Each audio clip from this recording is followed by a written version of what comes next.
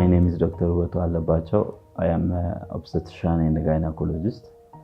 And also I'm a subspecialist of reproductive endocrinology and infertility. Gynecologic endoscopic surgery means it's just like any other surgery.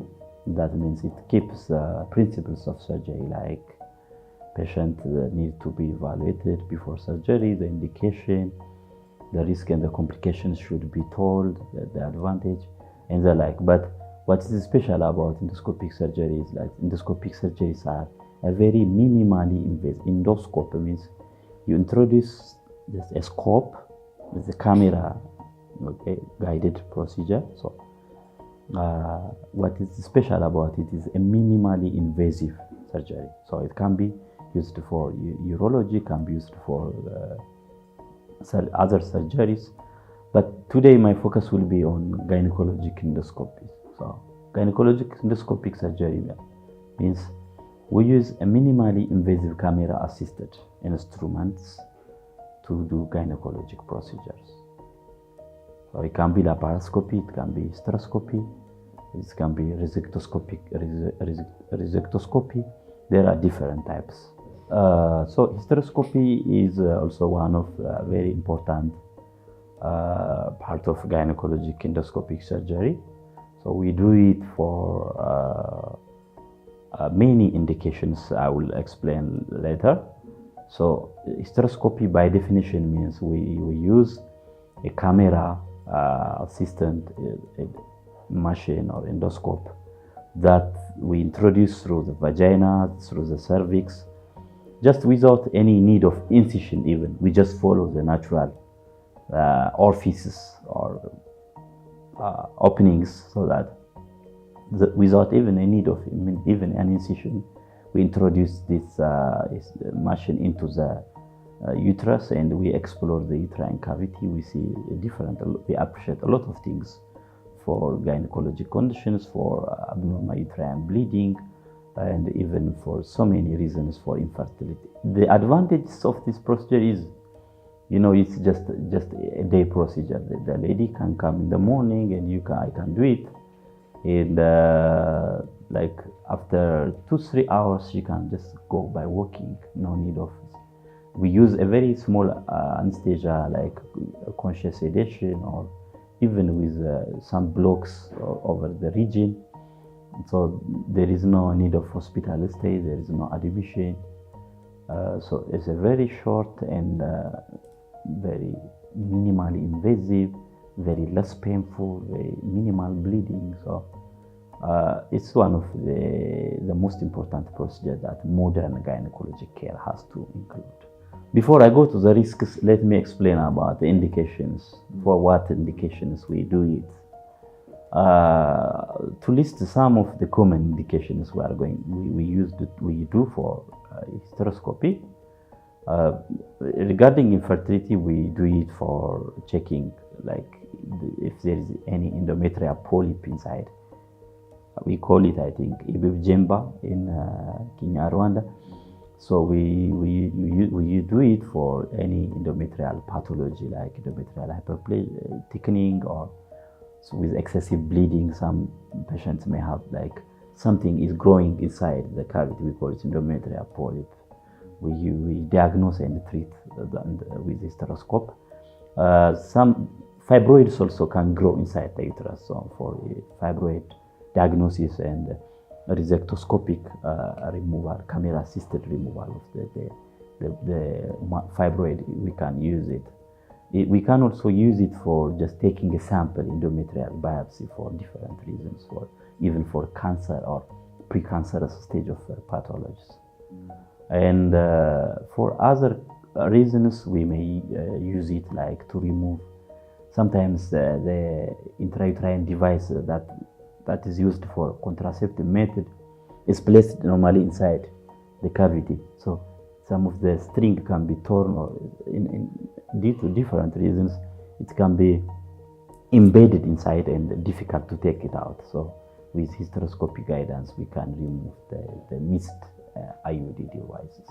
These are sometimes for infection complication, like we call it Asherman syndrome. That's That means just a complication of infection, long-standing infection that was not treated in a timely manner, then it creates a scar. So with hysteroscopy scissor, we can introduce a scissor and cut inside. So then it can be treated just with hysteroscopy. But this hysteroscopy sometimes is not without a risk. From the literatures and from our experience, the risks are very low. But to mention just some of the anticipated risks that sometimes can happen if it is not done in experienced and selected patients, there can happen uterine perforation, like the scissor or the instrument, the hysteroscope itself can pierce the wall of the uterus, that we call it uterine perforation. Actually, it's very rare, just to mention. Sometimes some bleeding can happen because of repeated manipulation, or maybe due to patient's factor also sometimes.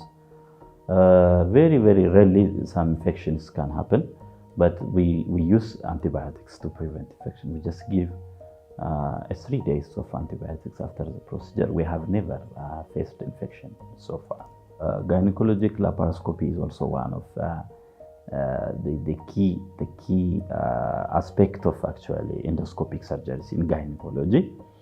So normally these days all surgeries are supposed to be done with endoscopy than like open surgery. Like, as you know, like surgeries have been advanced through different eras. Like there are a lot of stories how the surgery advanced.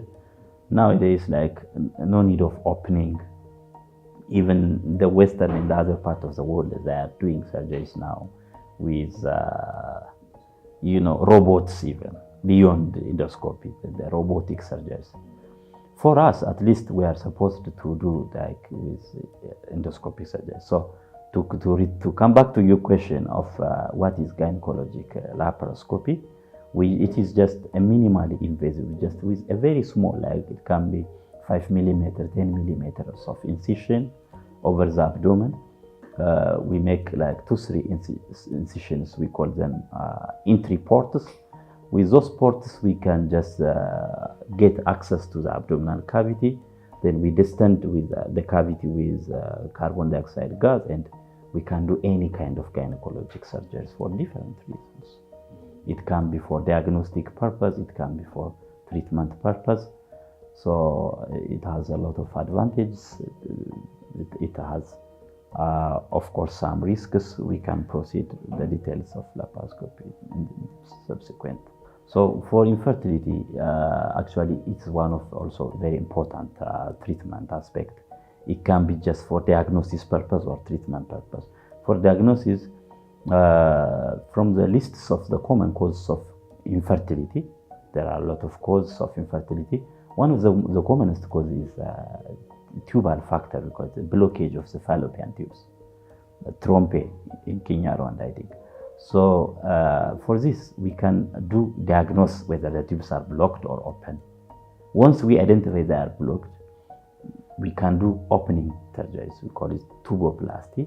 We attempt to open we can intervene with scissor. We use different instruments to open the tube. We also inject fluid through the cervix, and we check that fluid if it's passing through the fallopian tube. That means we can try tuboplastic surgeries. This is usually, sometimes this is the only means of treatment option for some couples, like who cannot afford IVF treatment, or who doesn't want that in vitro, like who wants like every treatment to be natural, or just at least closer to the natural phenomena. So we are doing it for so many cases, and there are so many people who just get pregnant with just laparoscopic intervention only. For other causes of infertility, also like endometriosis, for example, is one of the commonest cause of infertility. So we can remove the endometrioma, or we can release the adhesions, everything will get matted, adhered, and the pelvic cavity will be blocked with too much inflammation. So in that case, not only even for fertility, they can also suffer from pain. So we use it for treatment purpose as well as for improving their fertility. These are some of the causes. What I feel is like I'm not sure, like people may not be well informed of these surgeries are nowadays being routine. Actually, I don't have the statistics like how many hospitals or how many centers have this endoscopy and how many trained personnel are there. To focus on what we are providing and about myself and my team, we are providing in Baho International Hospital. Now it's one of our routine surgery is just to do gynecologic endoscopic surgeries like laparoscopy and hysteroscopy. We have got a good feedback from our patients. Patients are just, because it's very minimally invasive and very short hospital stay, they can return to their work after 3-4 days. She can go back to her routine, her work even. So we are doing for different reasons. There are a lot of problems because infection is common in Africa, especially in East Africa. There are Sherman syndrome infection, post-infection complications are affecting so many ladies, then suffering from infertility, suffering from pelvic pain, and maybe left untreated, or maybe they are going to traditional healers, or maybe small clinics or health centers. So I want to put my remark like we are giving care. This can be treated with just with less invasive, and modern technology. We shall shift our type of care now to the modern technology, like instruments, camera technology, assisted surgeries. So makes the patient more comfortable, more satisfied, and get relief of their suffering. So for any such kinds of problems, especially for infertility related, including menstrual problems, we are doing it for so many ladies. Endometrial ladies who have been told they have tumor, fibroid, or any other endometrial problems or uterine problems, or who have been told they have blocked fallopian tubes. We are doing it very well. They can visit us, they can get the care.